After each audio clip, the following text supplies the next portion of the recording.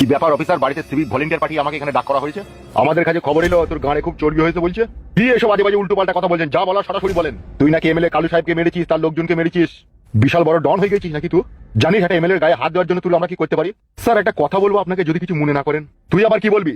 Sir এই যে আপনার কাছে যে দাঁড়িটা রয়েছে, এই দাঁড়িটার অর্থটা কি যদি একটু ভেঙে বলতেন খুব ভালো হতো, তাহলে আপনার প্রশ্ন খুব সহজভাবে আমি উত্তর দিতে পারতাম। বাল ফাল বেরোয় না নাকি তোর? জানি না নাকি এই দাড়িটা কিসের জন্য? না স্যার, জানি না বলেই তো জানতে চাইছি।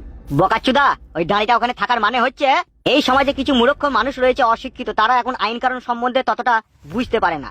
তাই সমাজ সেবক সরকার এই দাড়িটার মাধ্যমে কিছু মানুষকে মেসেজ দেয় যে আইন সবার জন্য সমান। গরিব বড়লোক অসহায় ধনী ব্যক্তি এইসব কিছুই দেখে না, আইন সবার কাছে একই।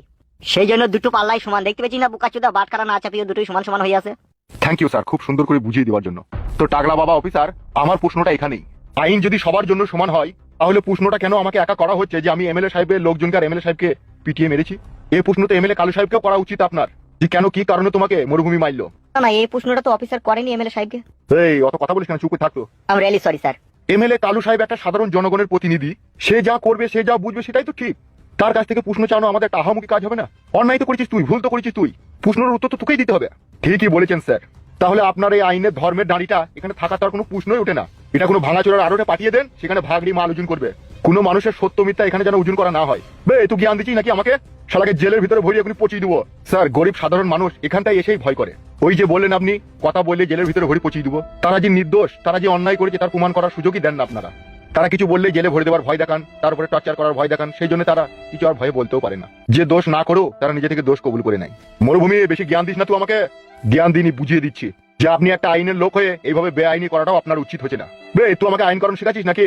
আইন কারণ তো আপনি শিখে বসে আছেন, জাল জুচুরি আইন। যে আইনের কাছে সত্য জিনিসের আর সত্যতার কোনো চিহ্নই নেই আপনাদের কাছে। আইনের চোখে কালো কাপড় বেঁধে সাধারণ জনগণকে আপনারা বুঝাইছেন যে আইন সবার জন্য সমান, কিন্তু ওই আইনের কালো কাপড়ের ভিতরে যে সত্যটা লুকিয়ে আছে সেটা কি সমাজের মানুষ জানে? সেখানে কত বেআইনি ধান্দা, স্মাগলিং, কালো পাচারির ব্যবসার সাথে আপনাদের মতো পুলিশ প্রশাসন মুখোশ পরে তাদের সাথে ব্যবসা করছে। ইয়ার বাড়ি কোথায় রে, কি করে কি রে? স্যার এর নাম তো মরুভূমি, কি করে তা তো জানি না, উই এসে এখানে জুড়ি বসেছে। তোর নিজের কোনো পরিচয় পত্র নাই, তো আমাকে বড় বড় জ্ঞান দিচ্ছিস? স্যার কি পরিচয় পত্র দেবো আপনাকে? আমি একজন সাধারণ মানুষ আর এই দেশের সাধারণ নাগরিক। আমার কাছে যেমন রয়েছে voter card, Aadhaar card, driver licence, PAN card, ration card, এই আমার লিগেল পরিচয় পত্র। এটাই আমাকে সরকার এখানে থাকার জন্য আমাকে এই পরিচয় পত্রগুলো দিয়েছে। আর কি পরিচয় পত্র আপনাদের প্রয়োজন? তুই এমএলএ কালু সাহেবকে কেন মেরেছিস সেটা বল। স্যার সেই ঘুরি ফিরি একই প্রশ্ন যখন করেছেন উত্তর আপনাকে আমি অবশ্যই দেবো। এমএলএ কালু সাহেব আমার সুন্দর সাজানো সংসারে পেট্রোল ঢেলে আগুন লাগাবার চেষ্টা করছিল, আর আমি সেটা সহ্য না করতে পারাতে তাকে আমি মারধর করি। এই হচ্ছে আসল কথা। তাহলে তুই তাকে বলতে চাইছিস তুই তাকে বিনা অন্যায় মারিসনি, সে তুই দোষ করেছিল বলে তাকে তুই মেরেছিলি? হ্যাঁ স্যার ঠিকই। আচ্ছা এটা কি তো জানা আছে আইন নিজের হাতে তুলে নেওয়া এটা অপরাধ?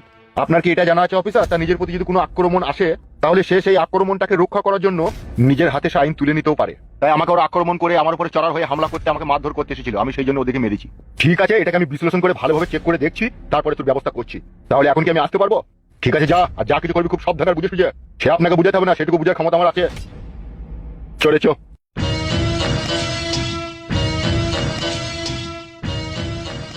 স্যার আমার মন বলছে এর মাথাতে নিশ্চয়ই কোনো ভালো রাজনৈতিক নেতার হাত রয়েছে। সেরকম আমারও মনে হচ্ছে, একে খুব সাবধানে নাড়াচাড়া করতে হবে। ওর কথাবার্তা দেখে বোঝা গেছে ও অনেকটাই শিক্ষিত, আইন কানুন সম্বন্ধে অনেক কিছু জানে ও। আরে যাই জানুক, সাধারণ মানুষ তো বটে, আমাদের সাথে তো আর পেরে দিতে পারবে না বল। রাতের অন্ধকারে ঘরের ভিতরে জানলা দিয়ে 5 কেজি গাঁজা ভরে দিয়ে এমন কেসে ফাঁসিয়ে দেবো না চুল দাড়ি পাকিয়ে দেবো। হ্যাঁ সেটা তো পারবোই আমরা। তাহলে আবার অত চিন্তা কিসের? क्या सीन है, वाह क्या सीन है।